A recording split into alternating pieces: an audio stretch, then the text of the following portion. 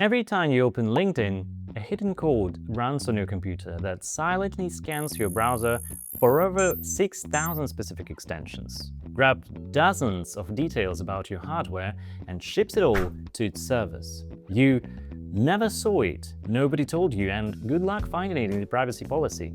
European investigation even gave it a name: Browsergate. And LinkedIn is just one that got caught. This exact kind of tracking runs on most of the web every day. So forget LinkedIn for a second, because the real question is, what does the internet know about you right now? That's what your digital footprint really is, and by the end of this video, you'll understand exactly what it reveals and how to take control of it. So in this video, I'll show you the real-world consequences most people never think about. We'll cover the fixes that don't actually work, including incognito and VPNs, and the ones that genuinely do, all the way up to wiping your digital footprint and not leaving one in the first place. Let's get into it. Getting the terms straight is half the battle here, so that's where we start. But if you already know what a digital footprint, a device fingerprint, and a browser fingerprint are, skip ahead to the chapter How Sites Actually Track You, timescode on the screen. For everyone else, picture walking into a bar. Everything you're doing there, the drinks you order, the karaoke you regret, the number you subscribe on a napkin, leaves one kind of trail. That's your footprint. But there is a second thing going on. The bouncer can pick you out as the same guy from earlier without ever checking your ID. That ability to re-identify you on site, that's the fingerprint. And it comes from two places. Part of it is your physical build, your height, your face, your voice, the stuff you can't really change. And part of it is your outfit, which you could change, but realistically, you always show up in the same jacket. Those exact four things follow you the second you go online. Here's what each one really is. Digital footprint, the widest. This is everything you leave behind through your actions, your posts, purchases, comments, search history, the accounts you've made. It's the trail of what you do online. Digital fingerprint, the umbrella term. The bar's same guy recognition. It's the broad set of technical signals used to identify and track you, and it splits into two layers underneath. Device fingerprint, your physical build. Built from your physical machine, your graphics card, screen resolution, CPU, operation system. It's persistent and hard to change because it's tied to the actual hardware in front of you. Browser fingerprint, your outfit. The details your specific browser reports. Install fonts, language, time zone, the way it renders graphics, which extensions you've got. You could change them, but almost nobody does. So the clean version, your footprint, is what you do. Your fingerprint is what you are. Hardware underneath, software on top. Footprint is behavior. Fingerprint is identity. And here's why the distinction is the whole game.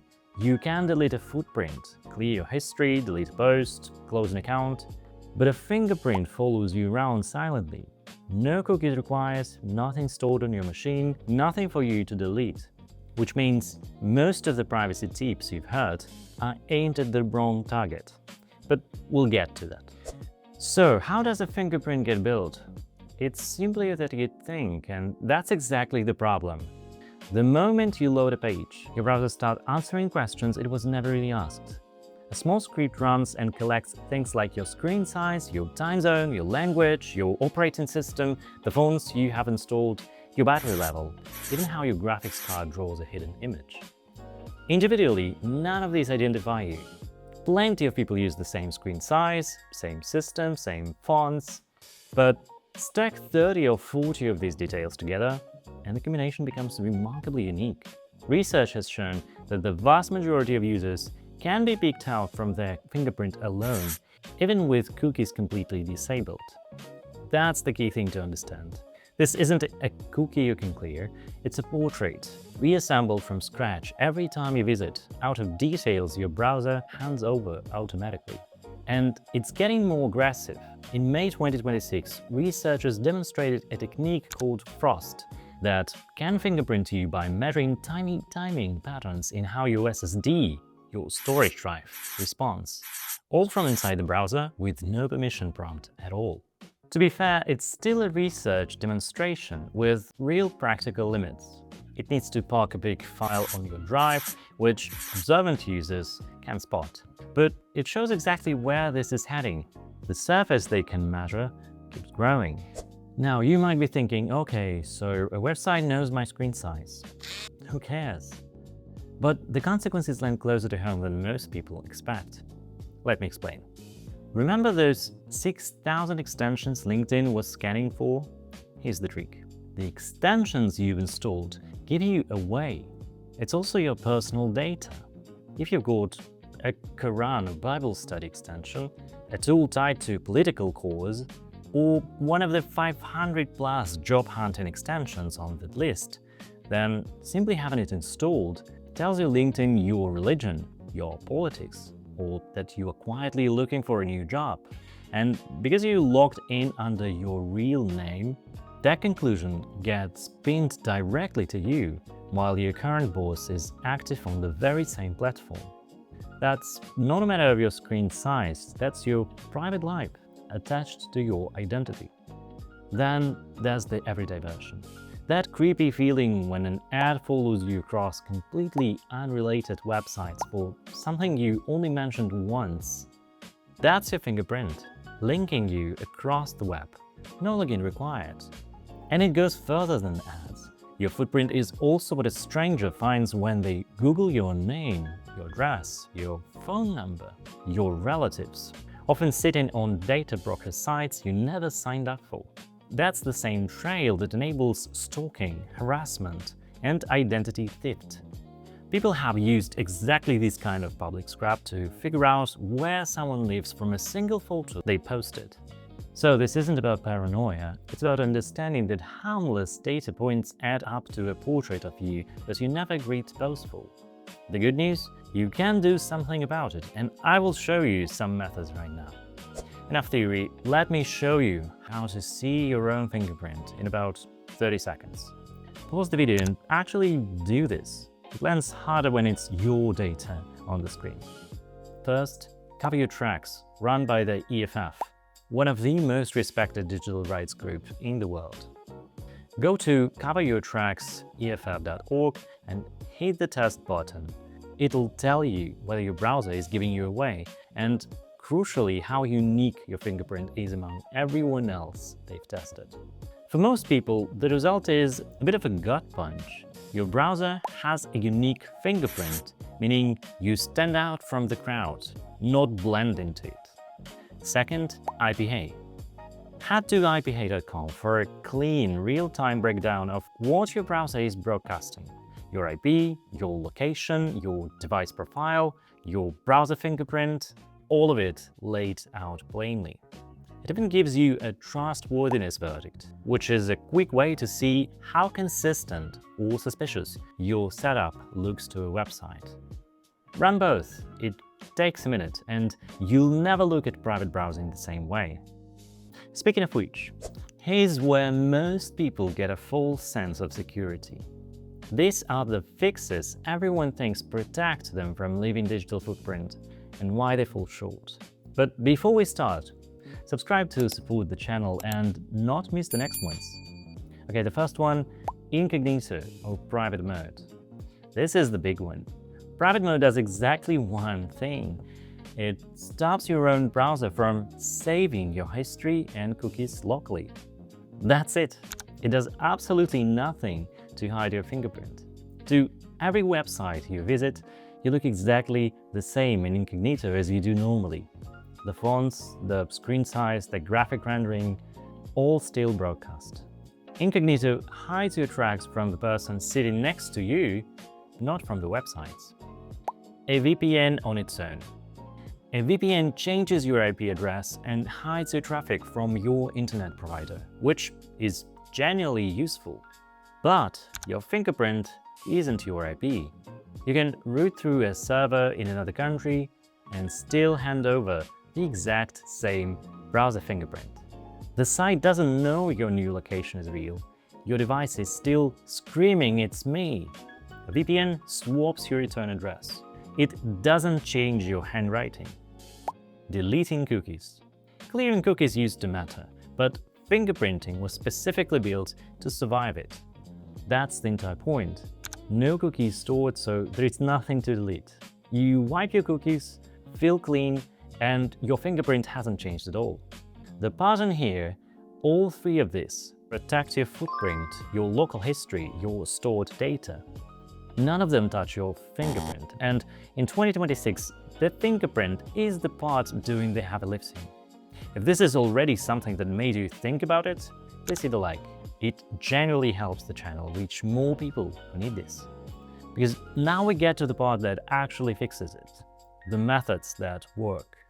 Building from the simple stuff anyone can do today, all the way up to how people make themselves really hard to trace. So, what actually moves the needle? There is no magic disappear button, but there are real layered methods, roughly from easiest to most serious. Reduce your footprint first. This is the boring one everyone skips, and it's still the highest value move. Start with old accounts, and here's a free shortcut. A site called Just Delete Me is a directory that links you straight to the deletion page of hundreds of services and even labels how hard each one makes it to leave. Kill the accounts you don't use. Remove old browser extensions. Remember, Browsergate proved the extensions themselves are a tracking signal. And tighten your social privacy settings so less of you is public. Then, deal with the part most people never check. Data brokers. These are companies that quietly collect your name, address, your phone number, and sell them on. It's why Googling yourself turns up so much. You have the legal right to make them delete it. The free route, Google's own Results About You tool, finds your personal info in search results and lets you request removal in a few taps. And if you want it fully handled, removal services chase the brokers for you on a subscription and keep rechecking since brokers quietly add you back. Incognito is the cheapest that actually works, while Delete Me uses real humans and has the longest track record. If you are in California, the new state-run Drop tool lets you opt out of registered brokers in one place, free. Here's a simple habit that pays off over time. Stop giving websites your real info when they don't actually need it. Random online store, that loyalty card, that app that wants your number just to let you sign up, none of them need the real you. You can hand out a second phone number that just forwards to you, a mailbox address instead of your home one, and a one-time card number instead of your real card. Keep the real details for the people who genuinely need them. Your bank, your doctor, your family, and let everyone else collect a version of you that goes nowhere. Same idea with your email. Most people use one address for everything, and that's exactly what lets companies and data leaks tie all your accounts back to a single person. Instead, you can create a different, throwaway email for each sign-up that quietly forwards to your real inbox. So if one site gets hacked or starts selling your data, you just kill that one address and the rest of your life stays untouched. Tools like Proton do this for you in a couple of clicks. Use a fingerprint-resistant browser. Some browsers actively fight back. The best known is the Tor browser, which makes every user look identical. A few other privacy-focused browsers like Wolford browser take a similar approach, with built-in fingerprint protection. By the way, we've recently ranked both privacy and anonymous browsers. Check out these videos as well. A trade-off here is that some sites break, but for everyday privacy browsers are the single biggest upgrade most people can make. Separate your identities entirely. This is the serious tier and a completely different philosophy. Instead of hiding your fingerprint, you replace it. Anti-detect browsers like GoLogging give each session its own separate hardware. So to a website, every profile looks like a genuinely different person on a different laptop. Here's how. Instead of handing over one consistent set of signals, GoLogging provides a full set of hardware signals for each browser session. On top of that, Go logging pairs each profile with its own proxy IP. So the network location matches the isolated identity. The result is that two profiles on the same laptop look like two unrelated people. It's the same approach marketing agencies use to run dozens of client accounts without being blocked. It's mostly a business use case, which is overkill for casual browsing. But if you genuinely need to be unlinkable, nothing else here comes close. The honest truth, perfect invisibility online isn't realistic without breaking the web entirely. But you don't need perfection. You need to stop being the easiest person in the room to identify. And any one of these steps moves you a long way in that direction. Okay, let's bring it home. Your digital footprint is what you do, and you can clean that up. Your digital fingerprint is what you are, and that's the part the whole tracking industry quietly runs on. The takeaways are simple. Private mode and a VPN aren't the shields you thought they were. Go run the Cover Your Tracks and IPA tests right now so you actually know where you stand. And then pick your level. Simply trim your digital footprint. Switch to a fingerprint-resistant browser like Mulvos, or separate your identities completely with Go logging. The least you can do is stop making it easy. And here's your natural next step. I broke down the best ones for real, serious anonymity in this video right here. So go check it out right now and tell me in the comments which browser you ended up with. See you over there.